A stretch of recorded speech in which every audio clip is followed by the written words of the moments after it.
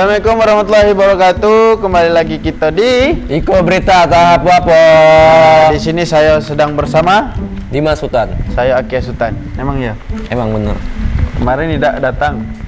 Iya, kemarin siapa? Tidak ada sih. Udah ke ya? Udah ke. Masa dia nyebutnya Bangki? Kan tidak boleh. Bangke. Udah, kita akan bacakan 10 berita ya. Iya. Apa berapa? Tengok dulu.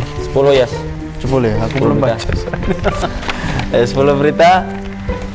Jangan kemana-mana, tetap di Iko Berita tahap apa?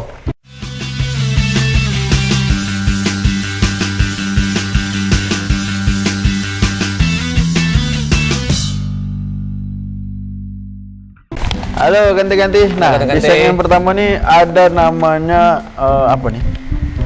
Segmen Porprov. Pekan Olahraga Provinsi. Iya. Bener. Provinsi mana? Provinsi mana? Kok sebut-sebut Porprov? Nah, di sini ada namanya opening ceremony Porprov keberapa nih? 10 2023. Oh, 2023 ya, 10 ya. Ke Porprov ke 23. Oh, ke 23. Berarti sama dengan tahun kita ya. Berarti Kan 2000 nih, 2004 sekarang. kita 2023 masih. Berarti dia ini Porprov mulai dari 2001 udah ya. 2001 per Apa di 2000 mungkin nak? 2001 yes. 2001 Iya. Jadi sama dengan tahun angka tahun yang ada di HP kalian. Iya benar. Pertandingan 40 cabur atau cabang olahraga 6.805 atlet berlaga di Porprov Jambi. Pekan olahraga provinsi yang ke-23 tahun 2023 resmi dibuka oleh Gubernur Jambi Al-Haris Senin malam. Opening ceremony digelar di Stadion Tri Lomba Juang KONI Provinsi. Nah, di kota di mana nih? Provinsi Jambi diikuti dengan 6.805 atlet. Banyak. Dan ofisial dari 11 kabupaten. Ada 40 cabang olahraga, Jo. Banyak yes. Aku baik itu ya olahraganya yes. Nah, sebenarnya Campurnya. kita tidak tahu juga. Enak kita tengok. Boleh, tengok baik. Yalah, ini dia. Ikut ya. Berita Itu ya. Pekan Olahraga Provinsi atau Porprov Jambi ke-23 tahun 2023 resmi dibuka Gubernur Jambi Al-Haris didampingi Ketua Umum KONI Provinsi Jambi Budi Setiawan pada Senin 10 Juli malam di Stadion Tri Lomba Juang Komite Olahraga Nasional Indonesia atau KONI Provinsi Jambi. Gubernur Jambi Al-Haris mengatakan ajang Porprov merupakan agenda penting olahraga Jambi dalam upaya mencetak atlet berprestasi baik di tingkat nasional maupun internasional. Dikatakan Al-Haris, prestasi yang diraih para atlet pada Porprov tersebut juga sebagai langkah strategis pemerintah provinsi untuk pembangunan keolahragaan Jambi ke depan. Selain itu, Al-Haris juga mengajak seluruh masyarakat Jambi untuk menjadikan ajang Porprov Jambi 2023 sebagai pemersatu persaudaraan di samping membangun ekonomi masyarakat, mengembangkan sektor wisata serta meningkatkan kreativitas masyarakat. Luar biasa saja masyarakat, kemudian juga para ketua RT, pencinta olahraga, baik itu atlet, nama yang luar biasa. Ini pertama baik untuk depan. Artinya sebagai tolak ukur juga nih Pak ya untuk bibit ke depan. Sejauh mana masyarakat juga ikut terlibat di bidang olahraga, ya. Tidak hanya pemerintah dan atlet, tapi juga warga juga adalah kunci utama.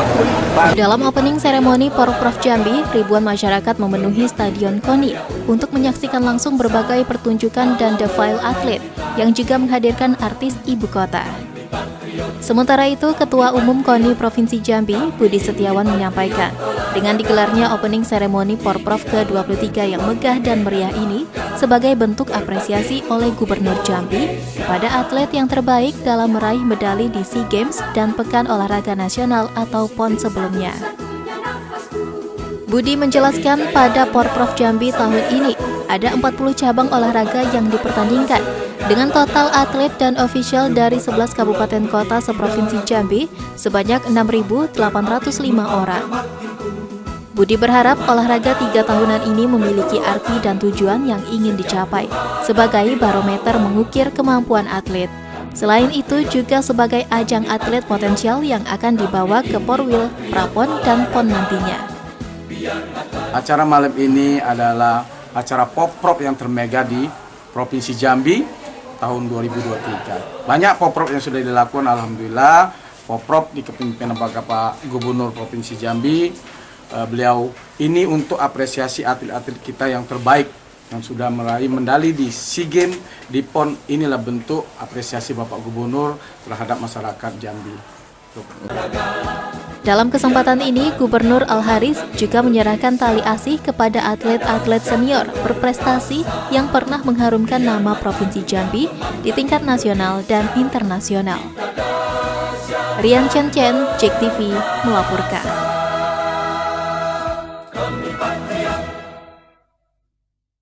Nah, itu tadi ganti-ganti banyak 40 cabang olahraga. Banyak juga tuh. cabornya yes.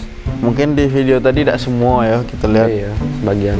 Ada apa baik akuatik ya. Akuatik ada juga akuatik. Akuatik tuh Lompat indah. meliputi renang, Iya, lompat renang. indah, sama senam air juga ada sih. Senam apa sih namanya? Senam air. Senam air ada tak? Senam air ada. Nah, terus di basket, Basket ada juga ada basket. panahan juga. Panahan.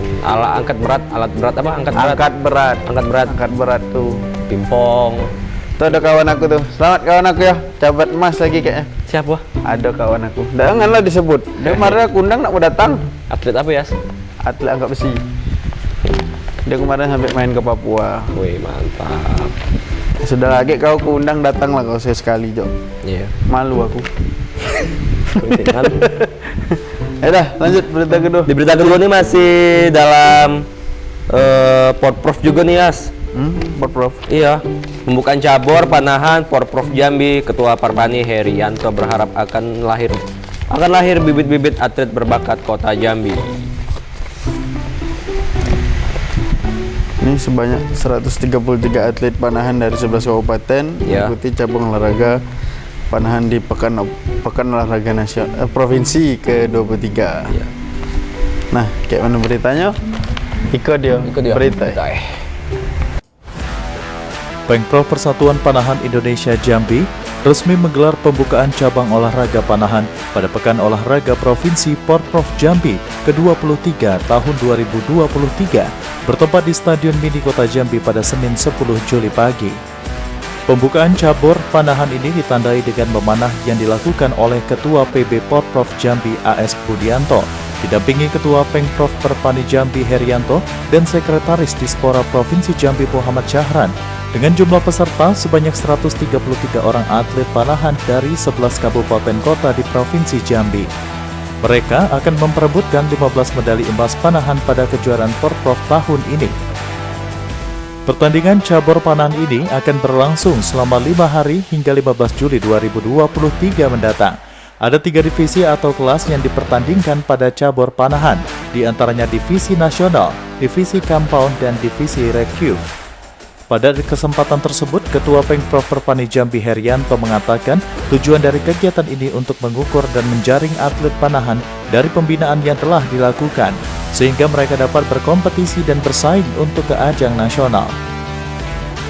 Dan insya Allah juga mudah-mudahan kita bisa mendulang medali untuk di PON nanti. Karena harapan kita tidak satu emas lagi. Karena insya Allah atlet-atlet yang sekarang baik pun di divisi recurve maupun kompon ataupun nasional melimpah. Insya Allah atlet melimpah dan insya Allah siap bersaing untuk tingkat nasional. Pertandingan cabur panahan sendiri baru akan dilaksanakan pada Selasa besok. Kali ini baru pembukaan yang dilakukan oleh KONI Provinsi Jambi dan atlet masih melakukan latihan ringan sebelum bertanding. Mendapatkan atlet-atlet yang berprestasi yang pada akhirnya mengikuti prapon ya, dan lolos ke PON ya, di Sumatera Utara dan Aceh. Kita ketahui bahwa panahan PON yang di Jawa Barat itu emas, di Papua emas. Harapan kami bahwa untuk di Aceh, Sumatera Utara bisa 2 atau 3 emas dari cabang olahraga panahan. Rian Chen Chen, JEK TV melaporkan. Nah, itu tadi ganti-ganti. Ini tentang atlet panahan. Iya. Atlet panahan ini diikuti sebanyak 133 atlet Dari berapa kota, Yas? dari 11 kabupaten Kabupaten. kota, bukan kota baik, kabupaten. Kabupaten. Gitu. Nah, dan dari kecamatan naik dulu kabupaten baru bisa Porprov gitu kan. Dari kecamatan, kabupaten, Ya, Dua karena dari porprov. kecamatan kan nggak aktif, harus naik dari Tingkat kabupaten. kecamatan ya benar. Kabupaten. Jadi dari tingkat RT, tingkat camat, baru tingkat kabupaten. Menang baru porprov. Baru porprov. Itu. Jalur terus itu ya. di berita tadi tuh ada disebutkan mungkin bukan mungkin disebutkan ada 15 medali emas yang diperebutin sama 133 atlet tadi. Atlet panahan ini. Ya. Panahan. Itu jangan panah yang lain, Jok. Maaf. Agak kalian mana Russo pula. Panas marah. Iya, panah asmara jadi. Jayas. Yalah, lanjut berita ketiga. Masih berita ketiga tentang porprov nih, Yas. Pembukaan cabur tenis. Woi, pembukaan. Cuman nih, baru dibuka cabur tenis ya. Iya, yang tenis baru di Gubernur Al-Haris harap cabur tenis terus berkembang dan berprestasi. Gubernur Al-Haris secara resmi membuka Pekan Olahraga Provinsi atau Porprov ke-23 cabang tenis olahraga tenis lapangan. Nah, ini mungkin Pak Haris baru nengok juga di Jambi ada cabur tenis ya. di tenis ya. Biasanya Biasanya kan tiba-tiba ada. tenis bay biasanya Ya, tuh. tiba-tiba tenis beda. Iya, jadi beda ya. Beda. Yaudah, ini dia berita ya. Ya, berita ya. Gubernur Jambi Al-Haris menghadiri sekaligus membuka kegiatan Pekan Olahraga Provinsi atau Porprov Jambi ke-23 cabang olahraga tenis lapangan yang berlangsung di lapangan tenis Makorem 042 Gapu Jambi, Senin 10 Juli 2023. Saat pembukaan, Gubernur Al-Haris menyebutkan bahwa pelaksanaan Porprov tenis lapangan ini merupakan bentuk keberhasilan dari pembina dan pimpinan PLT yang serius dalam mengembangkan cabang olahraga ini. Tidak hanya itu, Al-Haris juga mengapresiasi PLT Jambi yang berhasil memasukkan cabur lapangan tenis ke Prapon dan akan mengirimkan 4 atlet pada Prapon mendatang. Al-Haris berharap agar ke depan siklus olahraga khususnya tenis di Provinsi Jambi dapat terus berkembang dan menyumbangkan prestasi bagi daerah. Sudah mulai membuka cabur-cabur yang dipertandingkan dalam Porprov ini. Hari ini kita membuka cabur olahraga tenis lapangan. Ya, sebelumnya sudah berapa cabur sudah mulai kita buka. Kita harap nanti malam puncaknya bukan Porprov di Jambi ini. Dan kita berharap memang ada semangat dari semua pengurus cabur-cabur daerah, ya, agar mereka menyiapkan tim dengan baik. Sehingga event ini yang besar ini tidak mereka sia-siakan. Inilah masanya mereka tampilkan atlet selama ini mereka bina, mereka latih ya, di cabur mereka itu. Pada akhirnya kita lihat nanti. Nah, tujuan akhir kita juga tim-tim yang juara nanti kita seleksi lagi, kita lagi nanti pada event yang lebih tinggi lagi. Adapun kegiatan ini diikuti 9 kabupaten kota, kecuali Kabupaten Sarolangun dan Merangin. Terkait hal ini, Al-Haris pun akan menindaklanjuti ketidakikutsertaan 2 kabupaten tersebut agar ke depan dapat ikut berpartisipasi. Rian Cencen, JEK TV, melaporkan. Yo, balik lagi kita di Iko Berita Tambah Apa. Masih bersama saya Dimas Hutan. Saya Kia Sultan. Napo? Sampai mana tadi? Oh, masalah Tadi Porprov Porprov tadi sudah. Porprov sudah selesai. Sekarang kriminal di antara masyarakat yang banyak ini. Waduh, Apa tuh, Jok? segmen kriminal. Kriminalnya apa, Bay? Ini ada nih. pertama nih. Yang pertama ada buntut hilangnya 14 motor di Telanai-Pura. Polresta Jambi bentuk tim khusus atasi curanmor. Wah, tim Jaguar bukan? Kota Jambi, Jaguar ya? Ya, namanya hantu kota. Hantu kota, ya. Hantu kota beda, Pak. Serigala kota. Serigala kota. Serigala kota. Iya. Bentuk dari hilangnya 14 sepeda motor milik warga di Bulurat Kenali, Polresta Jambi membentuk tim sus guna menyelidiki kasus pencurian sepeda motor yang marak dalam satu kampung tersebut guna memaksimalkan penyelidikan. Jadi 14 motor ini dalam satu kampung ya, Yas? Dalam satu kampung. Bukan? Bukan. Oh, bukan ya. Sebenarnya mungkin punya warga daerah Kenali, bukan satu kampung sih. Buluran. Ada beberapa kampung di sini. Cuman Ini kan ada blok barat, blok timurnya. Oh iya benar, blok barat, blok Iya. timur. Bentar lagi deh ini perang dunia ketiga nih. Beda. Beda ya. Yalah, kita tengok dulu kayak mana 14 motor tuh yang Iya. hilang. Ikut dia Berita ya. Kasus pencurian kendaraan bermotor atau curanmor kian meresahkan warga di Kelurahan Buluran Kenali, Kecamatan Telanai-Pura, Kota Jambi. Bahkan pelaku tak segan melakukan berbagai cara untuk mencuri kendaraan milik warga. Menyikapi kondisi ini, Polresta Jambi membentuk tim khusus atau Timsus untuk mengusut tuntas penanganan kasus curanmor. Wakapolresta Jambi AKBP Ruli Andi Yunianto mengatakan, sampai saat ini pihaknya masih terus berupaya mengumpulkan bukti dan petunjuk aksi pencurian sepeda motor tersebut. Ia pun menyebut kesulitan yang dihadapi pihaknya dalam mengungkapkan kasus tersebut karena tidak adanya saksi mata. Meski begitu, ia meminta warga, terutama korban, untuk tetap mempercayakan penyelidikan kasus tersebut pada polisi. Untuk mengatasi masalah tersebut, polisi pun sampai membentuk tim sus guna menyelidiki kasus pencurian sepeda motor yang marak dalam satu kampung tersebut guna memaksimalkan penyelidikan. Tim yang dibentuk itu merupakan gabungan dari Polresta Jambi dan Polsek Telanai-Pura. Jadi kita saat ini masih penyelidikan dan saya perintah dari Bapak Kapolresta untuk membuat tim khusus.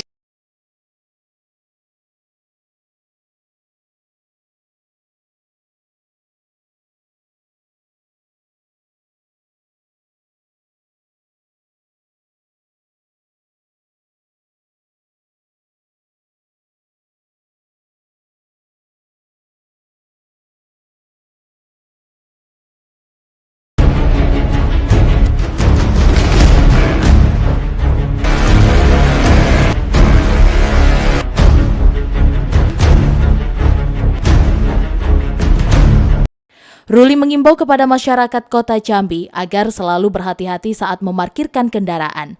Jangan sampai pelaku curanmor memperoleh kesempatan untuk melancarkan aksinya. Loadri Aprialdo, JEK TV, melaporkan. Nah, itu tadi ganti-ganti beritanya. Jadi sebenarnya 14 motor ini bukannya dalam sehari itu langsung hilang. Ya, Dim. Jadi dia tuh sebenarnya kasus selama laporan kasus yang ada di Polsek atau di Polda gitu nah. Rangkuman dalam waktu dekat ini. Tapi daerah itu Buluran, Telanai dan Kota Jambi sekitarnya. Sekitaran kota ya? Iya, masih sekitaran kota. Nah, itu ada sebanyak 14 sepeda motor yang tercatat. Yang tidak dicatat tak tahu juga. Nah, yang tidak tercatat itu tercatat 14. Ya, ini yang tercatat 14. Marak juga ya sih. Iya sih. Aku bingung juga nih. Agak takut aku Ferrari aku dipaling pintu 2. Kunci stangnya sih, kunci stang jangan lupa. Ayo, untuk motor-motor kalian tuh jangan lupa pasang kunci tambahan. Contohnya linggis. Bukan ya? Digembok. Pasang engsel ya motor ya. Tidak, itu pintu beda. Beda diapain. Pasang ini be, laser apa yang pencetan remote. Nah, itu bunyi yang borong kan? Tweet gitu. Ya, dia pas dipaling tuh kan, woi maling gitu kamu buat suaranya kan enak. Kayak editan suara Google kali ya. Iya. Kamu maling. Passwordnya. Kamu maling. Isi password. Gitu kan enak. Iya. Jadi tidak akan dipaling sama maling tuh. Bingung dia nak maling bunyi terus gitu ya kan. Maling apa nih? Nyampe rumah ditanya istrinya, motor siapa tuh?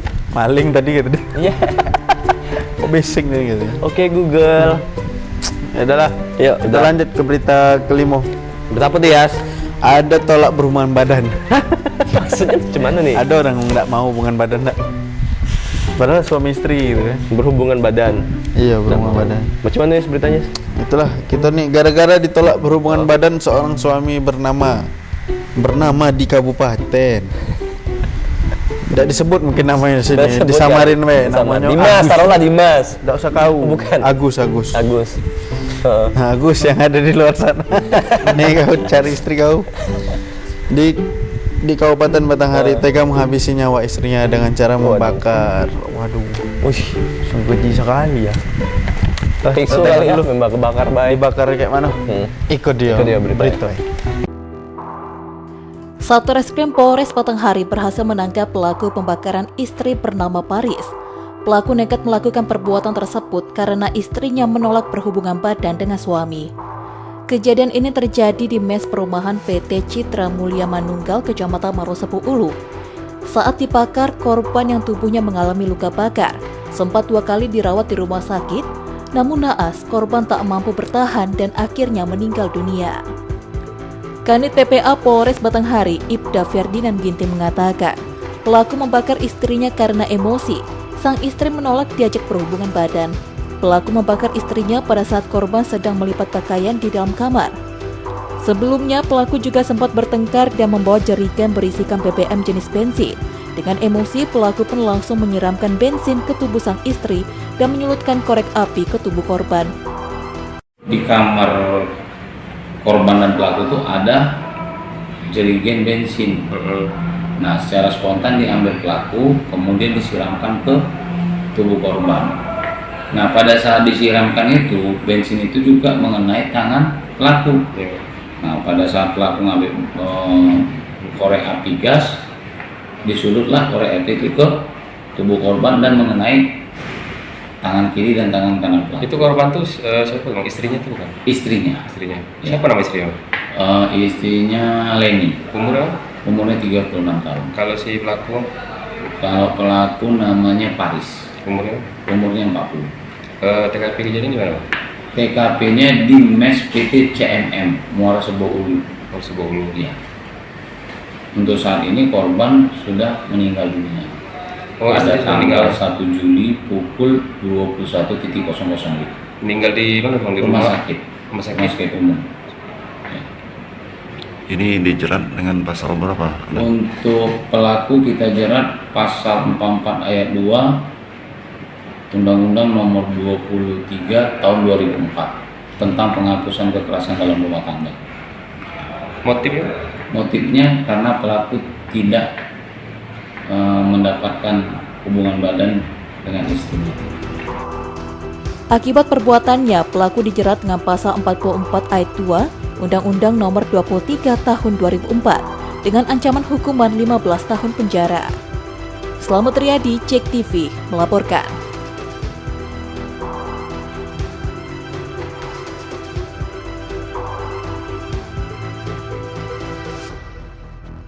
Nah, itu tadi kan nanti dibakar hidup-hidup. Bakar-bakar tapi tidak mati kan? Tewas ya? Tewas ya. Oh iya, tewas. Tega menghabisi nyawa istrinya, berarti tewas. Hingga tewas. Mati di rumah sakit apa di rumah langsung deh? Kayak mati di rumah sih. Nah, mungkin dia kena luka bakar. Rokok kali ya, memang kebakar beh. Beda. Jadi itu rokok. Emang gara-gara apa sih? Sebenarnya gara-gara ini beda mau berhubungan intim. Berhubungan intim. Betul kan? Bener sama bae. Itulah sebenarnya. Emang kan, pas dibakar dia bisa jadinya berhubungan intim? Nggak juga kan? Iya. Masa nak kawin lagi? Kira penjara dulu bos. Slow. Iya ribet. Jajan baik kali ya. Iya, bawa jajan dulu mana tak mau kan. Jajan apa tadi kata produser kita? Es krim McD. Es krim McD. Oh, itu belum bayar iklannya. Enggak, jangan lupa ya. McD bayar sama kami. I'm loving it. Apa tuh? Itunya slogan. Jangan. Sikok tuh baik. Yalah, tuh. Lanjutlah. Daripada dia kasihan pelaku dibunuh macam itu dibakar. Tega gitu. Ake, itunya dibakar juga sama bini orang macam mana? Kalau dia main sama. Cuman itunya dibakar kan? Ini iya. Sebelah lagi. Udahlah, lanjutlah kita. Ini masih di segmen kasus kriminal. Pencabulan. Kasus pencabulan.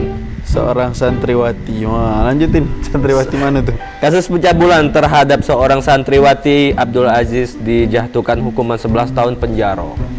Wah, ini kasusnya di Muaro Jambi. Ya? Santren kan? Pesantren ya.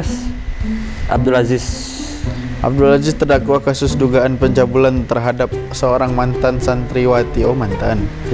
Jatuhkan hukuman 11 tahun penjara oleh hakim. Putusan tersebut dibacakan oleh majelis hakim dalam sidang terbuka yang digelar di Pengadilan Negeri Sengeti, Muaro Jambi, Selasa sore. Iya. Nah, kayak mana beritanya? Beritoy. Terdakwa kasus pencabulan yang juga merupakan oknum pimpinan salah satu pondok pesantren di Kecamatan Sungai Kelam, Kabupaten Muaro Jambi, Abdul Aziz, divonis hukuman 11 tahun penjara oleh Majelis Hakim Pengadilan Negeri Sengeti, Muaro Jambi. Terdakwa juga dihukum pidana denda sebesar 100 juta rupiah, subsidiar 6 bulan penjara.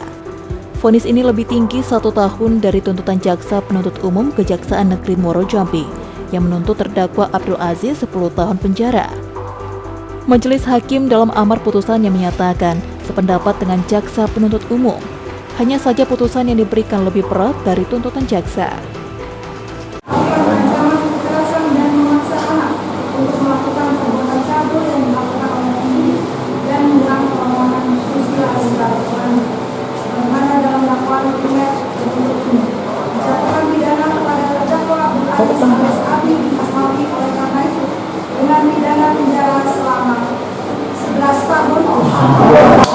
Hakim menyatakan terdakwa Abdul Aziz terbukti secara sah dan meyakinkan bersalah telah melakukan dugaan pencabulan terhadap korban yang saat kejadian masih di bawah umur.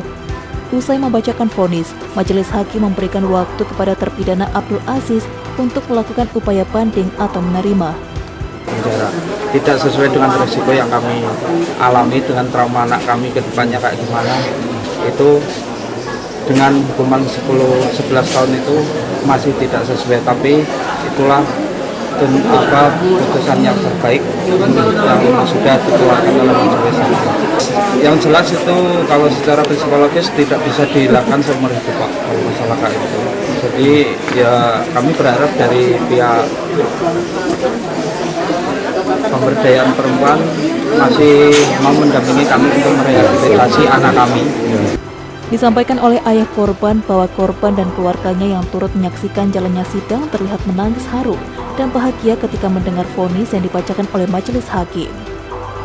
Novia Putri Sanjaya, JEK TV melaporkan. Balik lagi kita di ke berita tahapo-hapo. Yuhu. Nah, di segmen 3 ini ada segmen Mbak Rara. Raranya siapa? Raranya saya. Udah sebab bawa jok Dendi di sini. Rara ini si pawang hujan. Pawang hujan, oh Mbak Rara pawang hujan. Yang itu nah, yang viral kemarin di MotoGP apa di Sepang nak. Kok di Sepang? Bukan. Bukan Sepang. Jadi Malaysia. Basing by Malaysia. Indonesia ya. Ya Kalimantan namanya di mana? Kalimantan. Apa sih namanya? Mandalika. Mandalika. Kemarin aku sana, Jok. Wah, keren, Jok. Ngapain? Apa? Gali-gali tanah. Gali-gali tanah. Kan orang pada main di sirkuit kan, aku gali-gali tanah di gunung di atas. Mandalika, kiranya di balapnya. Tidak. Apa? Untuk bangun rumah kan nyari modal tanah. Ngapa Mbak Rara, Yas? Dia nih apa? Nadahi hujan katanya. Bukan ada hujan ya. Jadi ini naduhin. Sebenarnya dia tuh nak ngujanin karena panasnya kan. Tapi tiba-tiba hujannya deras. Iya. Udah ditampung lagi ini ya. Tapi masih dipakai pula dia sampai sekarang ya. Keren Mbak Rara. Keren Mbak Rara. Untuk ditunggu Pak, datang ke JEK TV Pak. Produser kami nak ngundang, sumpah. Dia nak acara nikahan pakai bar. Iya benar. Siapa produser ya? Yuki Lestari. Ada tuh di belakang. Yoker. Yoker sama Mama sih. Jadi ya? Kok jadi bahas Yoker sih, Yas? Iya. Kok jadi Yoker sih, Yas? Apa dibahas? Jadi pantauan titik panas ada 541 hotspot terpantau di Jambi. Wah, ini titik hotspot ini berarti kebakaran, guys. Tethering hotspot? Bukan, itu internetan. Ini hotspot titik ya? Iya, titik panas.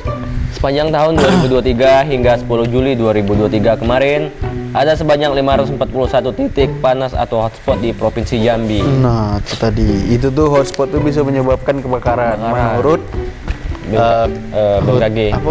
BMKG. Bukan ya? Bukan. Menurut apa? Tim Karhutla. Tim Karhutla. Itu kan ada polisi Karhutla. Hujan ya, hutan. Nah, kita tengok dulu ini beritanya. Ikut dia. Berita. Sejak Januari hingga 10 Juli 2023 kemarin, Badan Meteorologi, Klimatologi, dan Geofisika BMKG Provinsi Jambi mendeteksi kemunculan 541 titik panas atau hotspot. Terdapat peningkatan titik hotspot dalam beberapa minggu terakhir karena masih kurangnya intensitas hujan di sejumlah wilayah Provinsi Jambi. Kemudian juga ada hari tanpa hujan secara berturut-turut di Provinsi Jambi.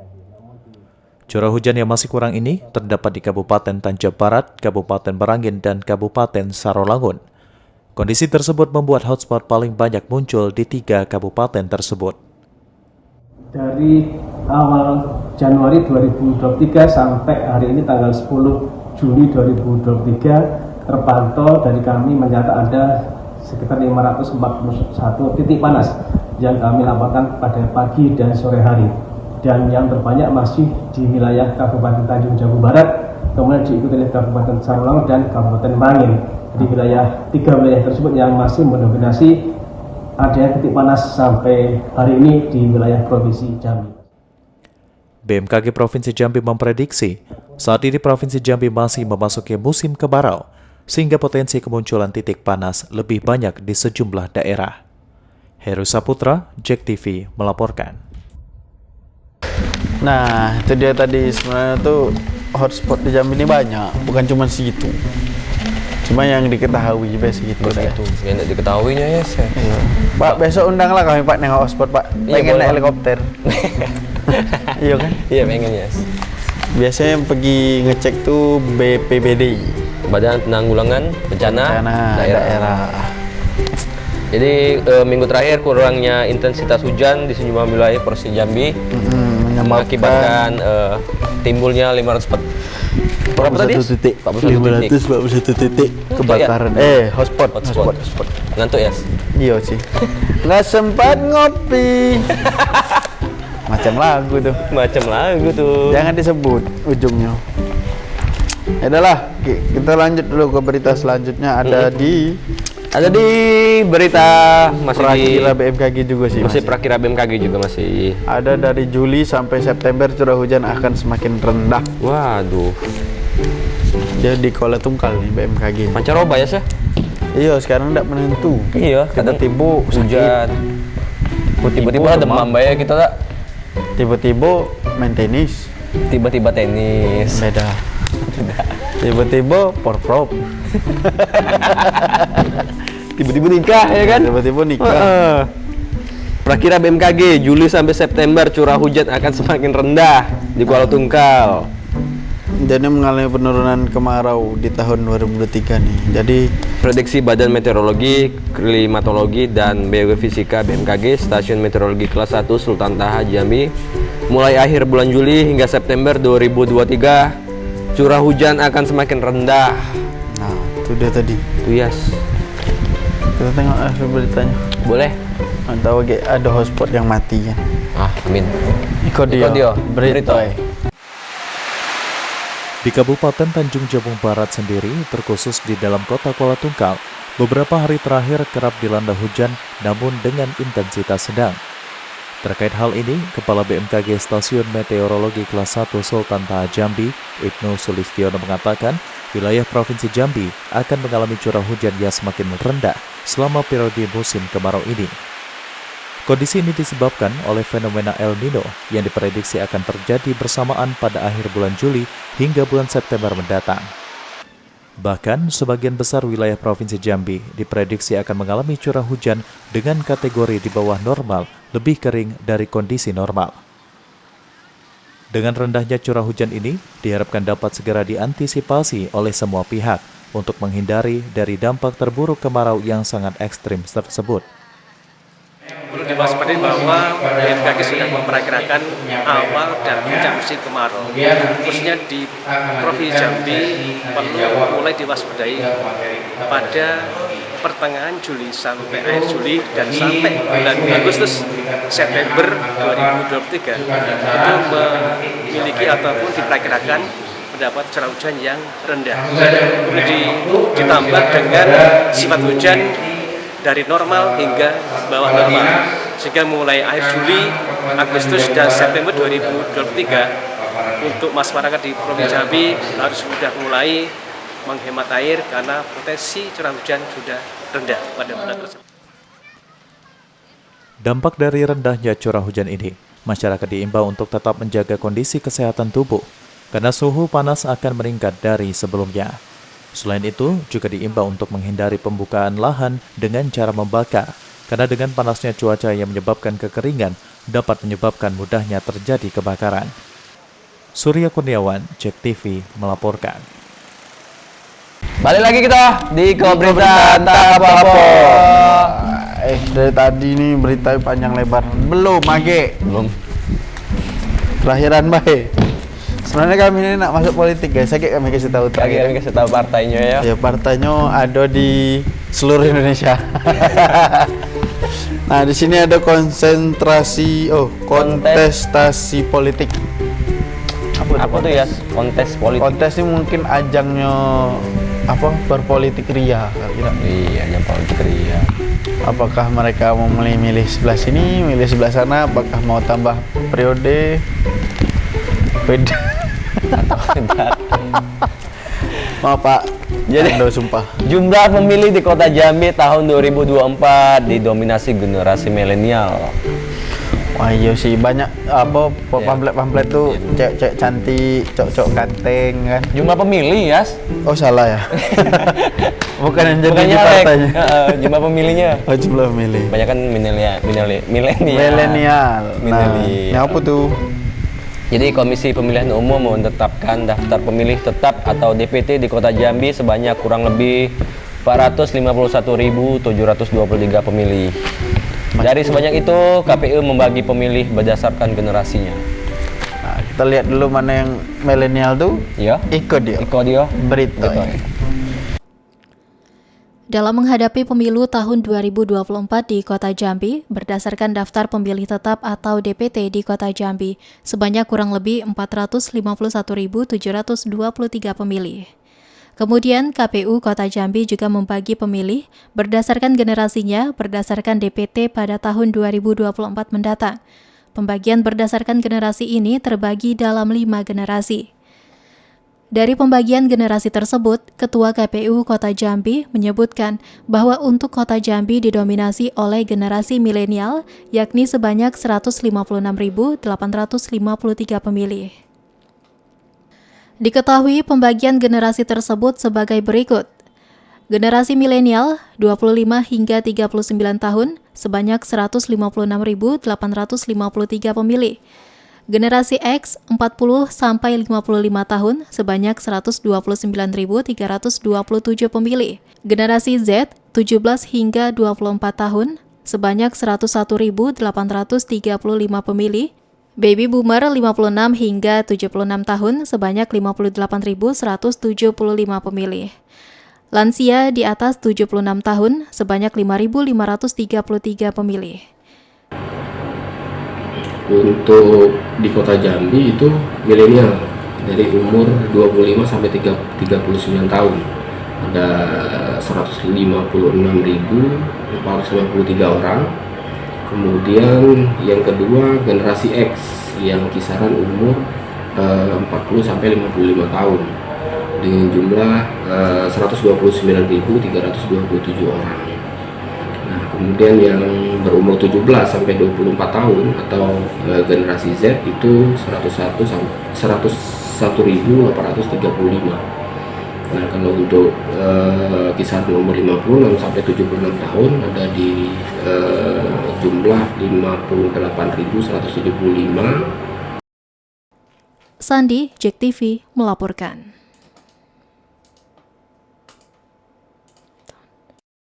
Nah, itu tadi ganti-ganti caleg-caleg milenial, bukan caleg deh, apa tadi pemilihan. Calegnya juga sih. Calegnya juga ya? Calegnya juga banyak milenial. Calegnya juga banyak milenial, cantik-cantik, ganteng-ganteng. Iya, cantik-cantik. Datik lagi tuh yang tua-tua di pamflet. Biasanya orang tua pejabat. Dulu tua-tua ya. Sekarang yang anak-anak muda menjual partai. Lebih menjual partai daripada yang orang tua. Pantai kok dijual sih? Partai. Iya kan, lebih menjual partainya kan. Karena cantik-cantik. Iya benar-benar. Bagus, tidak ada artis. Hah? Banyak yang artis juga. Ada sih yang artis beberapa. Iya. Ada juga yang soek orangnya kan. Dua partai lebih baik dia bilang. Iya, somplak ya. Dikira BKKBN apa? Iya. Nyanyi terus sih kayak gitu. Iya. Look at the star. Aduh. Ya, daripada kita bahas Look at the Star, kita lanjut aja. Ada berita 17. Apalagi ya? Berita 17. Oh, bukan. 17 aja partai politiknya 17. Nah, lanjutkan, baca dulu. Ada berita ke-10, perbaikan dokumen persyaratan bacalek. 17 parpol pengajuan perbaikan dokumen persyaratan bacalek dinyatakan lengkap di Kuala Tungkal. 17 parpol ini siapa baik? Partai politik. Tolong komen di bawah. Bukan YouTube ya, mohon maaf. Bukan live ya. Bukan live ya. Iya. Nah, ini KPU Tanja Barat sudah menerima berkas pengajuan perbaikan daftar bakal calon legislatif, anggota dan atau bacalek setidaknya hingga hari ini terakhir 09 Juli pukul 00.00 WIB waktu atau 12 malam 17 parpol telah menyerahkan berkas bacaleknya. Yaitu Di 17 Kabupaten parpol. Jawa Barat. Iya. 17 parpol ini sudah dianggap sah Menyatakan dan atau berkasnya lengkap. Berkasnya lengkap. Ini kita lihat beritanya. Iko dia berita.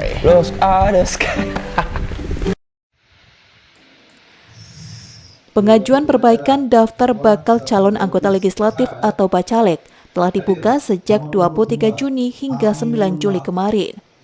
Di hari terakhir, tepatnya 9 Juli kemarin, semua partai politik di Tanja Barat berbondong-bondong menyerahkan berkas perbaikan berkas bacalek mereka.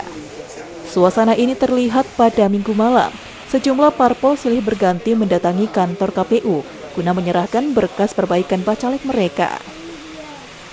Dalam kesempatan ini, Ketua KPU Tanja Barat, M. Rum, saat dijumpai di ruang kerjanya mengatakan, jika 17 partai politik yang ada di Tanja Barat pada 9 Juli kemarin telah menyerahkan berkas perbaikan bacalek mereka. Di hari terakhir pada masa perbaikan kemarin, setidaknya 17 parpol dinyatakan lengkap. Adapun masa perbaikan berkas bacalek, yakni meliputi dokumen seperti ijazah belum dilegalisasi, keterangan sehat, dan surat dari pengadilan. Akan tetapi berkas yang diterima KPU akan ditindaklanjuti sesuai aturan, sebab pihaknya akan melakukan verifikasi dokumen-dokumen tersebut, pencermatan, penyusunan rancangan daftar calon sementara, hingga penetapan DCS. Untuk pengajuan perbaikan dokumen bakal calon kemarin kita sudah mulai dari jadwal 26 Juni sampai 9 Juli kan, terakhir 9 Juli kan. Alhamdulillah sudah berjalan lancar semua, dan semua partai sudah dari 18 partai politik yang kita kan satu kita kan ada di sini partai Garuda, 17 partai politiknya sudah menyampaikan dokumen perbaikan. Yang ada yang bermasalah yang terkena? Maksudnya bermasalah yang mana? Ada yang cucuk? Panjang lagi itu kan. Nah, berarti setelah untuk perbaikan kita kan dokumen perbaikan mungkin untuk tahapan selanjutnya kita akan verifikasi administrasi perbaikan.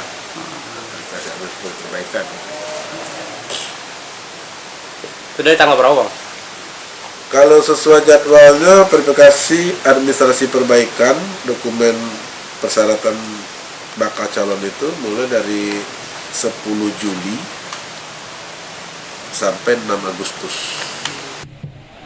Sementara terpisah, Ketua DPC Partai Demokrat Tanja Barat, Jamal Darmawan Sia mengatakan, di hari terakhir 9 Juli ini, pengajuan perbaikan dokumen persyaratan bacalek partai yang ia pimpin dinyatakan lengkap. Meski demikian, masih butuh proses panjang hingga tiba penerapan DCS, karena target menang di setiap dapil ini yang diharapkan oleh partai berlambang Mercy besutan Agus Harimurti Yudhoyono tersebut. Ya, untuk pengajuan perbaikan dari Partai Demokrat tadi dinyatakan akan benar oleh KPU. Dan sepertinya Partai Demokrat merupakan partai yang tercepat diverifikasi oleh KPU pada hari ini. Oke. Untuk target kita Bang 2024 ini Partai Demokrat gimana Bang? Ya, untuk target dari Partai Demokrat Kabupaten Jawa Barat 5 kursi dan 9 dapil akan ada 10. Surya Kurniawan, JEK TV melaporkan. Nah, jadi udah 17 parpol. Udah sah, siap tuh 2024 ya. Ada satu parpol lagi, Pak. Partai apa tuh? Partai PMI. Saya Dimas. Saya Akias. Kami dari Palang Merah Indonesia. Ciptakanlah kebahagiaan, jangan kejahatan. Tuh ganti-ganti ya, jangan lupa. Oke, kami lengkapi berkas-berkasnya. Siap, nyusul Pak, nyusul. Nyusul, Pak. Tapi kalau Bapak ada datang ke sini nggak pakai juga. Kok Bapak yang kesini? Iya, auditor deh. Auditor, ya. Mudah-mudahan 17 parpol ini lancar sampai hari H. Iya. Macam orang kawin. Ganti-ganti. Kayak mana ganti-ganti? Kami nih sebenarnya sudah habis beritanya, cuma Iya. kami masih nak bahas Masih apa pengen ya. bahas, pengen ketemu ganti-ganti. Iya, apa kita bahas partai kita tadi? Kita bahas partai kita kami tadi, Be, ya. Jadi siapa yang nak jadi kader, nah Iya, boleh datang boleh. ke Jack TV di PMI. Ada apa ruko? Bukan ruko apa? Kantornya ada di lantai 2. Lantai 2. Kami sewa gedung Jack TV.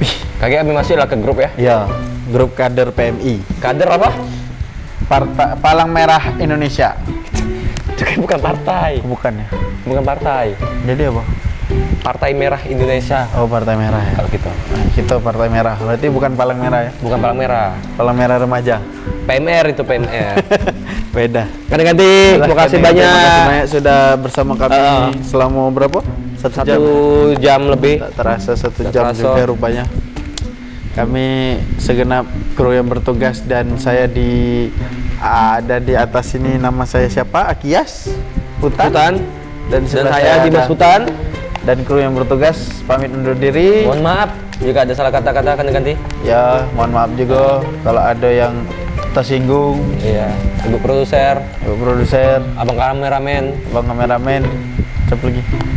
Seluruh kru yang bertugas. Datik cuma 2 tuh. Cuma 2.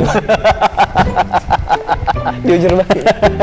Ganti-ganti, mohon maaf ganti-ganti. Makasih udah nyaksiin Iko Berita Tahap apa. Nah, yang Datik TV boleh kita pencet di stream.jacktv.co.id.